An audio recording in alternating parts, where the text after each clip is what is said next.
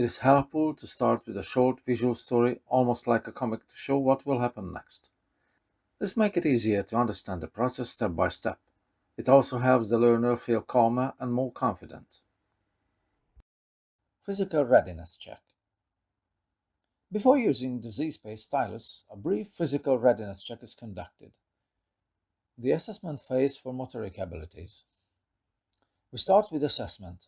First, motor coordination. Can the participant reach, grab, and rotate objects in the 3D environment using the stylus? Next, focusing abilities.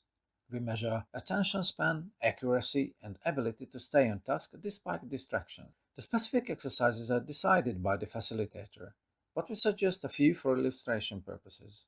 Use one chess piece to knock over another among the rest without causing others to fall. Guide a queen along a specific path.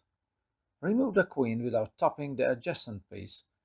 Place a pawn on the rook so that it stands steadily on top. Decision point. If the participant is able to complete the exercises, we move on. If not, we continue practicing the previous tasks.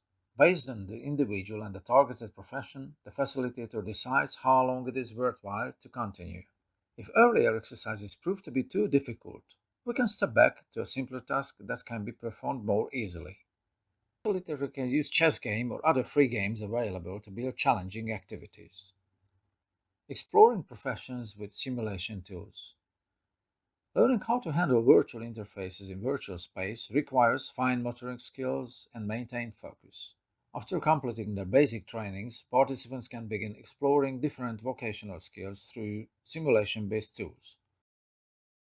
In the ZSpace platform, they might try welding tasks in a virtual lab.